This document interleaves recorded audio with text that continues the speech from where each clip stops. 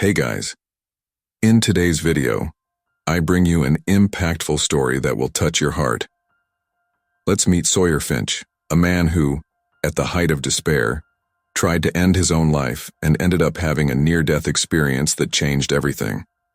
He met Jesus in a way you would never imagine and received forgiveness for his sins. What he discovered about divine love and what really matters in life will surprise you. So before we start, leave your like, subscribe to the channel so you don't miss any content like this, and activate the bell to receive all notifications. Now get ready, because this journey of forgiveness and redemption will leave you speechless. My name is Sawyer Finch, and I'm 38 years old. Well, that was my age when it all happened. Sometimes it feels like I've lived 1,000 lives since then. Before I tell you my story, I need you to understand who I was. I wasn't a good person. Far from it. He was a man destroyed by addictions and guilt, sunk in a sea of alcohol and drugs. But what consumed me most was remorse for my actions, especially toward my son, Ethan. I mistreated Ethan, not just physically, but emotionally too. The worst of it all happened on a day I will never forget. In an act of pure cruelty, I encouraged him to take his own life. Words cannot describe how much I regret this. That moment became the center of my existence, eating away at me day after day. For years I tried to find forgiveness. I prayed, I begged God, but it seemed that my pleas fell on deaf ears. The divine silence only intensified my despair. I found myself incapable of redeeming myself, of living with the weight of my sins. Every day was a fight against my inner demons, and I was losing the battle. It was in this state of complete desolation that I made the decision that would change everything. I decided I could no longer bear the pain, the guilt, the emptiness. One particularly dark night, I swallowed a ridiculous amount of pills. I lay in my bed, waiting for death to come and take me, eager for the end of the torment that had become my life. Little did I know that this would not be the end, but the beginning of a journey that would transform my existence in ways I could never imagine. As I lay there, feeling the effects of the pills spread through my body, a strange feeling began to wash over me. It was as if I were floating, detaching myself from my physical body. At first, I thought it was just the effect of the drugs, but I soon realized it was something much deeper. My vision began to darken at the edges, as if a black tunnel was forming around me. I felt no fear, just a distant curiosity. Could this be how death approached? I expected to feel pain, agony, but instead I experienced a surprising calm. As the darkness advanced, I began to hear a low, almost musical humming sound. It was as if the universe itself was singing a lullaby to me. My thoughts became hazy, and the memories of my life began to play before my eyes like a fast-paced movie. I saw my childhood, the happy moments with my mother, Margaret. I saw my wedding, Ethan's birth. But I also saw the dark moments, the fights, the abuse. Each memory carried intense emotional weight, as if I were reliving each moment all over again. Time seemed to no longer exist. I can't say how long I stayed in this state of transition. It could have been minutes or hours. Reality as I knew it was dissolving, giving way to something completely new and unknown. Then, suddenly, everything changed. The darkness lifted, and I found myself in a place I could never have imagined. When I opened my eyes, or at least what I perceived as my eyes in that state, I found myself in a vast desert. At first, I was confused. This was not what I expected from death. There were no golden gates, no fire and brimstone, just an arid expanse that stretched as far as the eye could see. The sky above me was a deep blue, almost unreal, with no clouds. The sun was shining brightly, but strangely, I didn't feel hot. In fact, I didn't feel anything physically. There was no hunger, thirst, or tiredness. It was as if my body was left behind and I was just pure consciousness. I looked at my hands and saw that they seemed translucent, as if they were made of light. I tried to touch the ground, but my fingers passed through the sand without disturbing it. It was at that moment that the reality of my situation hit me. I was no longer in the world of the living. I began to walk, or rather, float on the surface of the desert. There were no footprints behind me, just the unchanging expanse of sand. The silence was absolute, oppressive. There was no wind, not the slightest sound of life. It was as if the entire universe had stopped breathing. As I progressed, I began to understand that this desert was not a physical place, but a manifestation of the state of my soul. The aridity around me reflected the emptiness I felt inside. Every grain of sand seemed to represent a sin, a failure, a lost opportunity for redemption.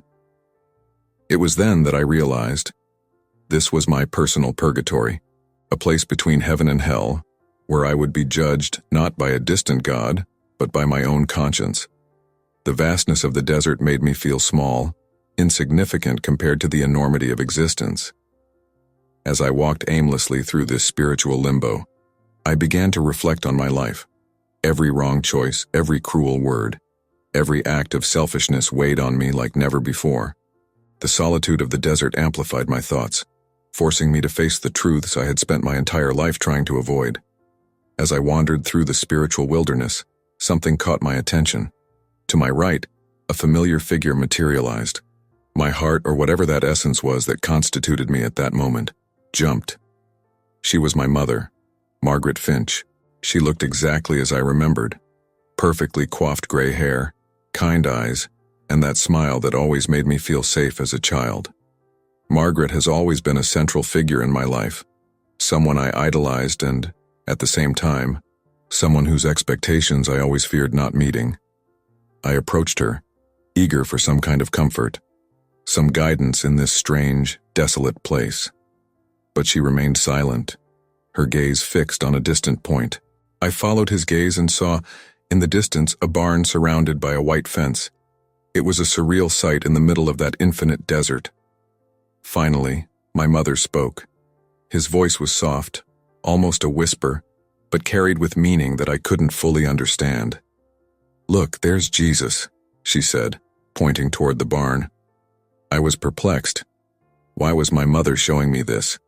Why didn't she talk to me? Didn't she comfort me? It was at that moment that a revelation began to form in my mind. Margaret, the woman I had placed on a pedestal my entire life, was not the path to my redemption. I realized that, in a way, I had turned my mother into an idol, seeking her approval and love as if they were the key to my salvation. But here, in this place between worlds, it was clear that this search had been in vain. The true answer, the true salvation, lay elsewhere. With one last look at my mother, who remained still and silent, I began walking toward the barn. Each step seemed to take me further away from the idealized image I had of Margaret, and closer to something bigger, something I still didn't fully understand. The meeting with my mother, brief and enigmatic as it was, marked the beginning of a profound transformation in my spiritual journey. I was about to discover that true forgiveness and redemption would come from a source I had never truly considered. As I approached the barn, an incredible scene unfolded before my eyes. There, sitting next to the white picket fence, was Jesus. But not the adult Jesus I had always imagined. It was Jesus as a child, a boy of about 12 years old, with curly brown hair and eyes that seemed to contain all the wisdom of the universe. The sight was surreal. Young Jesus was surrounded by older men, probably Pharisees or scribes. They listened to him intently, their expressions a mixture of amazement and reverence. The scene instantly reminded me of the biblical story of Jesus in the temple, teaching the doctors of the law. I was frozen, unable to get any closer. There was something about that boy's presence that left me in a state of admiration and fear. The innocence of his appearance contrasted sharply with the profound wisdom that emanated from him. It was as if the entire truth of the universe was contained in that small figure. As I watched, I began to hear fragments of what Jesus said. His words, although spoken in a child's voice, carried a weight and authority that I had never experienced before. He spoke about love, forgiveness, and the nature of God in a way that made my heart ache with regret and longing. I realized I was witnessing something beyond my understanding, Here was the Son of God, in his purest and most innocent form, already fulfilling his divine mission. The scene made me question everything I thought I knew about faith, religion, and spirituality. As I watched, I felt a shift within me. The guilt and remorse that had consumed me for so long began to give way to something new. Hope. If this boy, in all his innocence, could contain so much wisdom and love, perhaps there was hope even for someone like me. The vision of Jesus as a child was a pivotal moment in my journey. It was as if I was seeing the incarnation of divine grace, pure and unfiltered. This experience planted in me the seed of the possibility of redemption, something I had long ago dismissed as impossible for me. With a heart full of an emotion I couldn't name, I continued my journey along the white picket fence, knowing that whatever lay ahead would be profoundly transformative. Leaving the vision of the child Jesus behind, I began walking along the white fence that seemed to stretch endlessly. Every step I took on this surreal journey brought back memories of my life, as if the fence was a catalyst for my consciousness. As I went along, I relived every mistake, every sin I had committed. It was as if each board of the fence represented a chapter of my life, and I couldn't help but touch them, feeling the weight of my past actions. I saw again the times I hurt my son, Ethan, not just with harsh words, but with unforgivable actions. I relived the pain in his eyes, the broken trust, the love that turned to fear. I remembered the countless times I chose the bottle over my family, the broken promises, the wasted opportunities to be a better father and husband. Each memory was like a stab in my heart, more painful than any physical pain I had ever experienced. The guilt, which was already overwhelming in life, seemed multiplied in this spiritual realm. I felt the weight of every wrong decision, every cruel word, every moment of weakness. It was as if all the evil I had done was condensed into this endless walk. As I walked, I noticed that the fence wasn't just a physical barrier. It was a symbol, a tangible representation of the separation between myself and the redemption I so longed for. Every board was a sin, every nail a transgression. The pristine whiteness of the fence contrasted painfully with the darkness I felt inside me. It was in this moment of deep introspection and regret that I heard a voice behind me. Clear and authoritative, she warned me, "One more step, and you will be in outer darkness and will not return." Those words made me stop abruptly, my spiritual being shaking under the weight of the warning. I realized I was on the edge of a spiritual precipice. One more step, and I could be lost forever, condemned to wander forever in a godless void. Fear paralyzed me, but it also made me reflect. Had I really reached the point of no return? Would there still be hope for a soul as tarnished as mine? With a heavy heart and a whirling mind, I slowly turned away, moving away from the edge of this metaphorical abyss. It was then that I came across something, or someone, that would change the course of my existence forever. When I turned around, my spiritual being was flooded with a presence I had never experienced before. Before me, on the other side of the white fence, stood Jesus, no longer the child I had seen before, but an adult man, around 33 years old. His face was both gentle and powerful, his eyes as deep as the ocean and bright as stars. I was paralyzed, unable to move or speak. Jesus looked me straight in the eye, and in that moment, I felt like my entire life was being exposed. Every sin, every failure, every moment of weakness, it was all there, naked and raw before him. But the most surprising thing was that in his eyes there was no condemnation or anger. There was just a deep understanding and a love that I couldn't understand. As we stood there, face to face, separated only by the white picket fence, I began to relive all my sins again. But this time, it was different. It wasn't just my perspective that I saw, but also the impact of my actions on others. I felt the pain I caused my son, my wife's disappointment, my mother's sadness. The guilt was almost unbearable. Tears began to stream down my spiritual face. I wanted to run away, hide, disappear. How could I be in the presence of so much purity and love when I was so dirty? Shame consumed me, and I expected that at any moment Jesus would turn away and leave me there alone with my guilt. But he didn't move. His eyes remained fixed on me, and I saw something I never imagined I would see. Compassion. It was as if he could see past my sins, past my failures, to the core of my being. And in that core, he saw something worth redeeming. The silence between us was deafening. I wanted to speak, to beg for forgiveness, to promise that I would change. But the words stuck in my throat. What could I say in the face of such a presence? What excuses could I offer that weren't already known?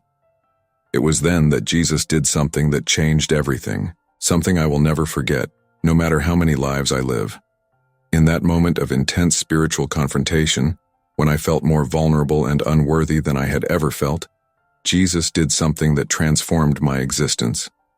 He smiled, a smile so full of love and acceptance that I felt like my heart was going to explode. Then, in a gesture that defied all logic and expectation, Jesus tilted his head and reached over the fence, placing his hand gently on my shoulder. The touch, although I was in spiritual form, was more real and tangible than anything I had ever experienced in life. With a voice that echoed not only around me but within my very being, Jesus spoke the words I had longed to hear for so long. I forgive you. At that moment, something extraordinary happened. The fence that separated us, that physical symbol of my sins and transgressions, began to dissolve. It was as if every board, every nail, was crumbling into particles of light. As the fence disappeared, I felt a huge weight being lifted off my shoulders. I fell to my knees, sobbing uncontrollably. They were not tears of sadness or shame, but of relief and gratitude so deep that words could not express.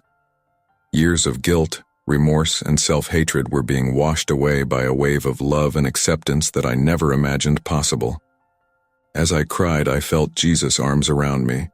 His embrace was like coming home after a long and painful journey. At that moment, I understood the true meaning of grace and mercy. It wasn't something I had to earn or deserve. It was a gift freely given, even to someone like me. When I finally managed to compose myself and look up, I saw that the scenery around us had changed. The arid desert had given way to a lush garden, full of life and color. It was as if Jesus' forgiveness had not just transformed me, but the entire environment around me. It was then that Jesus spoke again, his words full of purpose and promise. You will teach people my word. I was surprised and a little scared. To teach. How could someone with my background be worthy of such a task? But as I looked into Jesus' eyes, I saw confidence and certainty.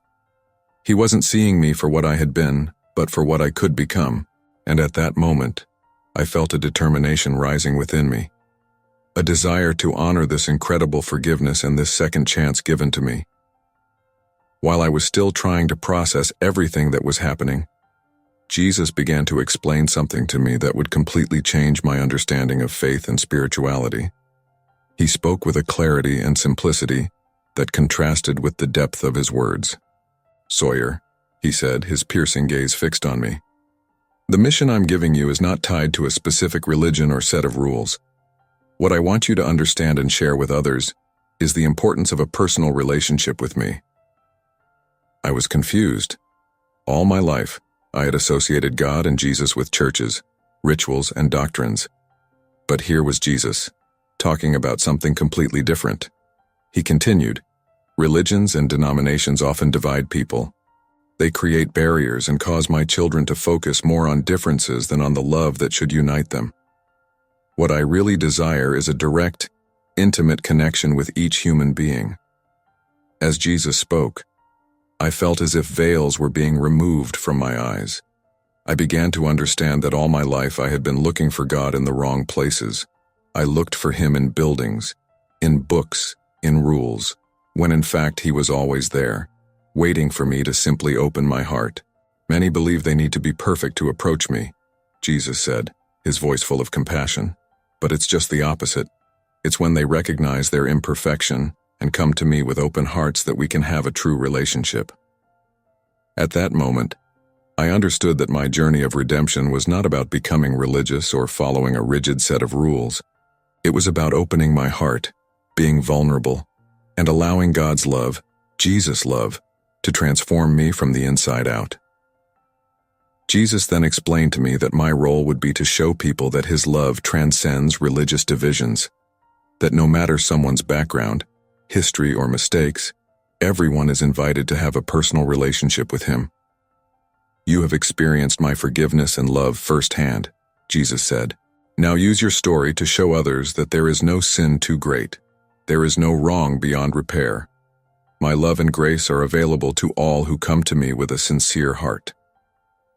As I absorbed these revelations, I felt a peace and purpose that I had never experienced before. I realized that my past, with all its mistakes and pain, could be used to bring hope and healing to others. The message I was to share was not one of judgment or condemnation, but of unconditional love and acceptance. With a heart full of new understanding and purpose, I felt my journey in the spiritual realm was coming to an end. Jesus placed his hands on my head, and I felt a wave of energy course through my entire being. Go, he said, and share what you have experienced here. Show the world that the true path to redemption lies in love and forgiveness, not in dogma or ritual. With those words, I felt my consciousness being pulled back. The scene before me began to dissolve, and I found myself enveloped in a bright light. When I opened my eyes, I was back in my room, lying on the same bed where I had taken the pills. But I was no longer the same man. The experience I had changed everything. The crushing weight of guilt I had carried for so long had been replaced with a sense of peace and purpose. The addictions that consumed me seemed to have lost their power over me. In the days and weeks that followed, I began to rebuild my life. I gave up alcohol and drugs, not through willpower, but because I simply no longer felt the need for them. My heart was too full of the love I had experienced to make room for these old demons. I began to seek reconciliation with those I had hurt, especially my son Ethan. It wasn't easy, and there were times when guilt threatened to overwhelm me again. But in those moments, I remembered the forgiveness I had received and found the strength to carry on. Gradually, I began to share my story with others. At first, it was just casual conversations with friends or in small support groups. But as people heard about my experience and the transformation it brought about, more and more people wanted to hear. I found that my story especially resonated with those who felt rejected by traditional religion or carried guilt they found unforgivable. I was able to show them through my own journey that God's love, the love of Jesus, is greater than any mistake or sin. I started speaking in churches, rehabilitation centers, and even prisons, not to preach a religion but to share a message of hope and personal relationship with God. I saw lives being transformed, not by my eloquence or wisdom, but by the power of love and forgiveness that I had experienced. As the years passed, I realized that my near-death experience hadn't just been about my own redemption. It was about bringing hope and healing to others. Every time I shared my story, every time I saw someone find peace and forgiveness, I knew I was fulfilling the mission I was given. Today, I look back and barely recognize the man I was before that fateful night. The journey has not been easy, and there are still days when I struggle with doubts and regrets. But now I know I'm not alone on this journey. I carry with me the certainty of the unconditional love I experienced and the mission to share that love with the world. My story is a living testament that no matter how far we've gone or how deep we've fallen, there is always hope. There is always a way back. And that path is not through rules or rituals, but through a personal relationship with a God who loves us more than we can imagine. If you liked this beautiful spiritual testimony, leave a like, comment on your impressions, subscribe to the channel, and don't forget to activate the notification bell to watch each new video and help us spread this message to a greater number of people. Until next time.